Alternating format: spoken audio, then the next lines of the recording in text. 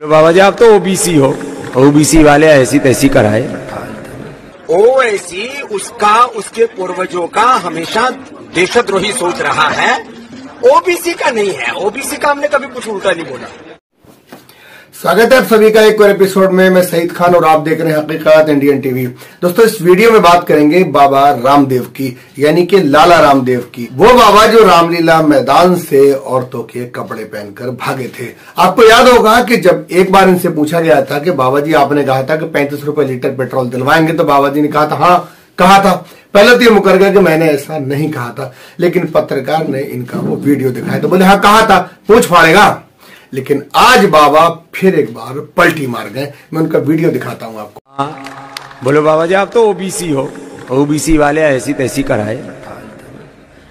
मैं हूं अग्निहोत्री ब्राह्मण, मैं हूं वेदी ब्राह्मण, मैं हूं द्विवेदी ब्राह्मण।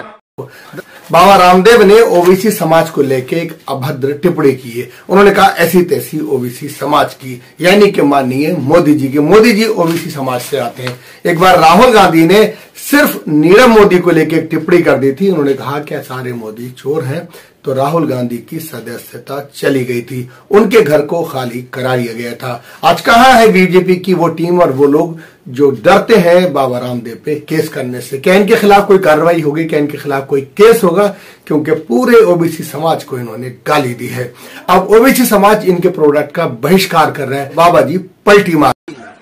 ओवैसी तो वो तो उल्टा दिमाग का है, उसके बारे में क्या? तो पतंजलि बॉयकॉट का जो चला रहे हैं। ऐसा देखो, ओवैसी उसका उसके पूर्वजों का हमेशा देशद्रोही सोच रहा है, उसके बारे में हमको कोई गंभीरता से नहीं सर। ओबीसी ओबीसी का नहीं है। ओबीसी का हमने कभी कुछ उल्टा नहीं बोला।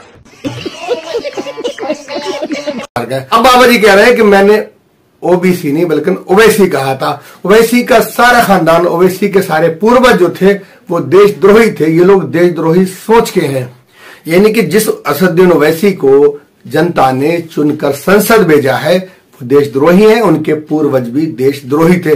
अब बाबा जी से पूछे जब अन्ना आंदोलन हुआ था तो तुमने अन्ना हजारे के साथ मिलकर स्टेज पे कितने बड़े बड़े लंबे लंबे वादे किए थे। आज पत्रकारों से तुम मुंह छुपाते फिरते हो।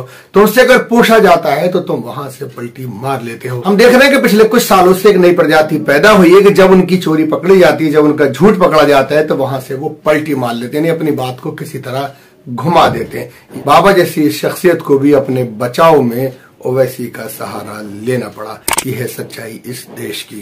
आजकल जो देश में माहौल है तो कुर्सी पे जाने का रास्ता सिर्फ मुसलमानों से होके गुजरता है, नफरत से होकर गुजरता है। अपने बचाव के लिए भी सिर्फ आपको मुसलमानों की जरूरत है।